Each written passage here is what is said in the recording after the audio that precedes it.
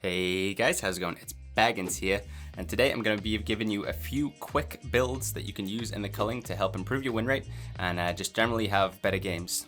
So a quick note before we do go into the builds, you'll find that almost all of them are using two similar perks, and that is recovery and dig deep.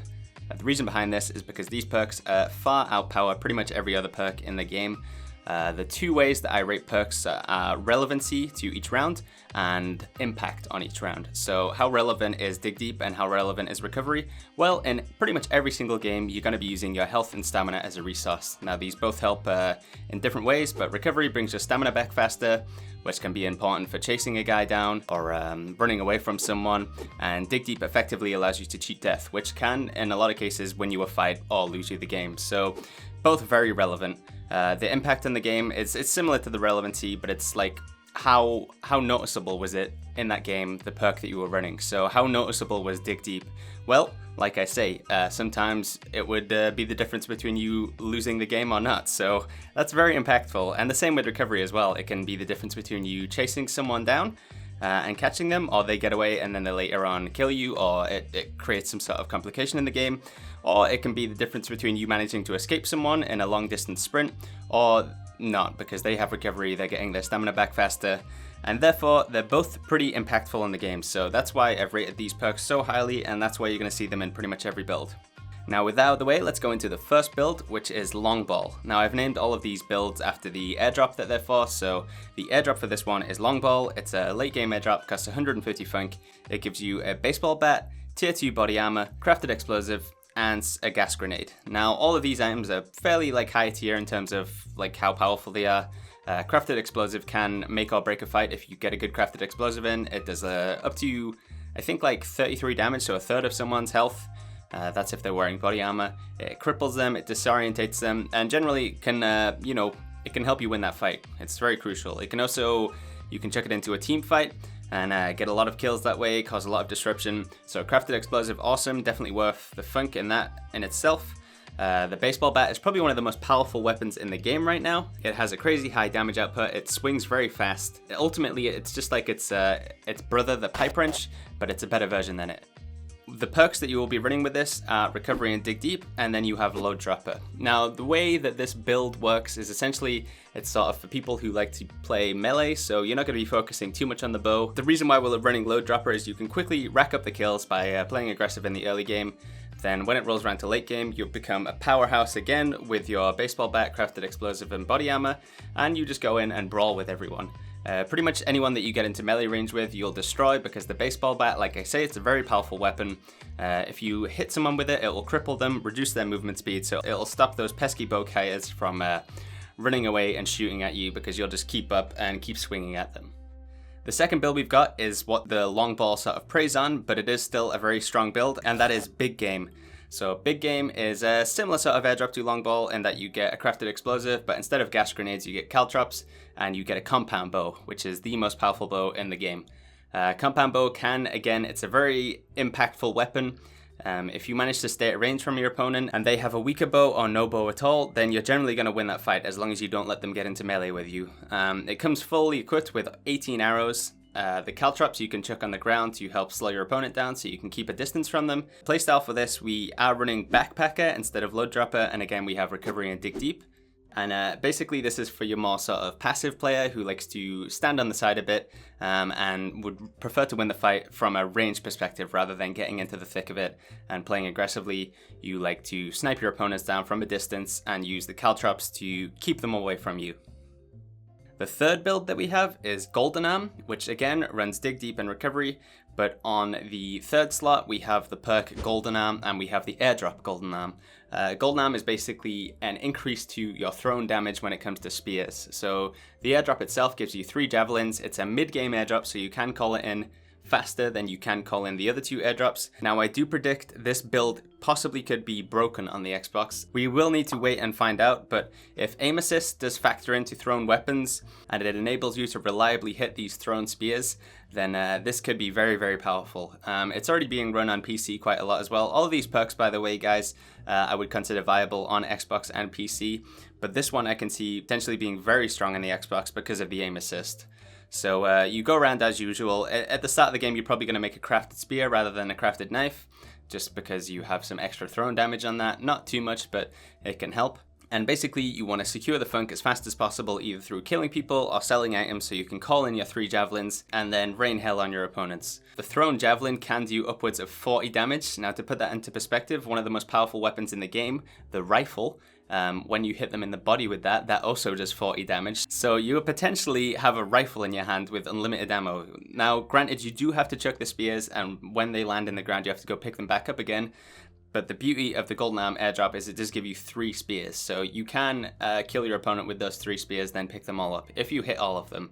And that's why I'm saying that on Xbox this could be very broken, because if it guarantees you hit those 3 spears, then you just have a kill right there. You will need to fully charge them up and connect with your opponent, but if you can do that, then this is certainly a very powerful build. A lot of the high-level players that I know on the PC version do like to run Golden Arm, and they do destroy quite a lot of games with it. Now finally, we've got what I would call a wildcard build, and then we're going to go into a build specifically for teams. This build does mix it up a bit from the others in that it doesn't use recovery and dig deep. Instead, we're going to be using cannibal in place of dig deep, and we're going to be using speedy spear in place of recovery. And for the third perk, we have a man tracker. So this build is for those of you who are trying to practice and get better at the culling. For me, when I got back into playing the culling, I'd stopped for nearly half a year, maybe more, and I was very rusty at the combat. And I'd spend a good amount of time at the start of the game, you know, looting a building and stuff, and then it would come to my first fight and I'd die. Those 5 minutes that I'd invested at the start of the game doing all the looting and stuff were just wasted. Because every time it would come to the first fight with someone, I would lose it because I didn't have enough combat experience. So that's where this build comes in handy. Basically, what you're going to do is you're going to get out of your box at the start, take 2 rocks, make a knife, combine that knife with a stick to make a spear. You're going to use your speedy spear combined with your man tracker, so flip open the man tracker, see where your next nearest opponent is, start running in that direction, switch to your spear for the increased movement speed, and you want to get there as soon as possible and just start fighting them. Now, you will be at a little bit of a disadvantage because spears don't have an impact at the start of the game. Each weapon has a wound on it, so with knives it's a bleed, with axe it's expose, with bludgeons it's cripple, and with spears you have pierce. And pierce doesn't really do anything because pierce is aimed on body armor, and it's very rare that 30 seconds into the game anyone is going to have body armor. So you will be at a disadvantage because of that factor, but still it's a great way to practice the combat. Basically, it just means that you spend the first minute of the game fighting an opponent. If you lose, oh well, you've only wasted a minute. It's better than wasting like 5 or 10 minutes to just lose the first fight. So the theory is that if you keep doing it, you keep reliably running for that first opponent and gunning them down aggressively, you will eventually start winning those fights, and the cannibal will come in handy because when you kill them, if you're low on health, it will basically top you back up entirely. There is already a mini cannibal in the game. When you kill someone, you will get a small amount of health and stamina back, but the cannibal perk pretty much means you'll go back to full health. For airdrops for this build, you could run pretty much anything. I would recommend a mid-game airdrop because you want to continue that aggression and just keep practicing. But you could get greedy and run late game and just keep killing people with your spear as much as you can until you have that 150 funk and a late game timer has enabled. But airdrop can be whatever you choose for this. Obviously, a spear would be preferential because you want to make use of that speedy spear, but sometimes it's worth trading off that 5% movement speed for just what is a better weapon. Now finally, the last 2 builds we have to go over are specifically for team mode. I would not recommend running these solo because they kind of require someone to coordinate it with. But for the first person, they're going to be running utility traps. So this person is the trapper. Again, they have dig deep and recovery, but as their third perk, they do have trapper. This gives you a crap ton of traps and it gives you the backpack to hold all of them.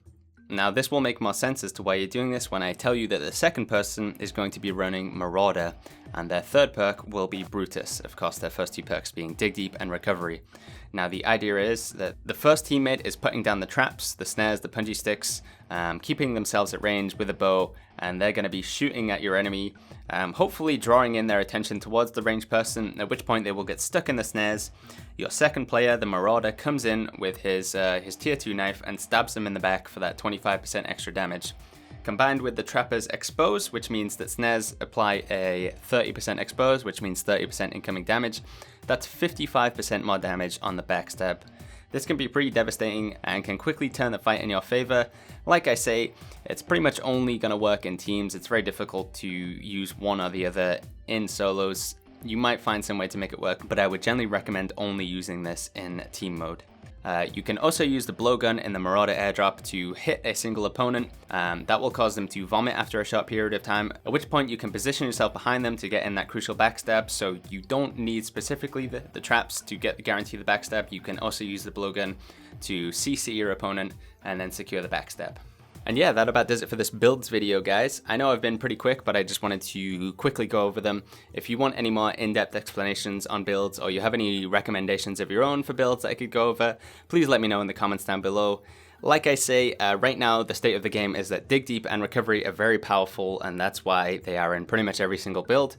I look forward to a time in the future when there are more build options that don't require running Dig Deep and Recovery, but for right now, as the game is, this is what I would consider the most powerful builds to use. Anyway guys, I hope this has helped you get a better idea of what builds and like what is powerful in the culling right now. Like I say, this is just my opinion, but it is based on like 300 hours plus of experience and seeing quite a few other high level players also run these builds. If you enjoyed the video, make sure you go ahead and click that like button. If you want to see more of my culling content, I will be doing more informational videos like this in the future. So go ahead and click subscribe and you'll be notified when those new videos come out. As always guys, I've been Baggins and I'll see you all later. 2 to the 1 to the 1 to the 3. Always protect your ABC. They were doing something strange in the restroom stalls. I don't believe my eyeballs. 3 to the 1 to the 1 to the 3. Airdrops are now available for delivery. That player did not look clean. Your enemy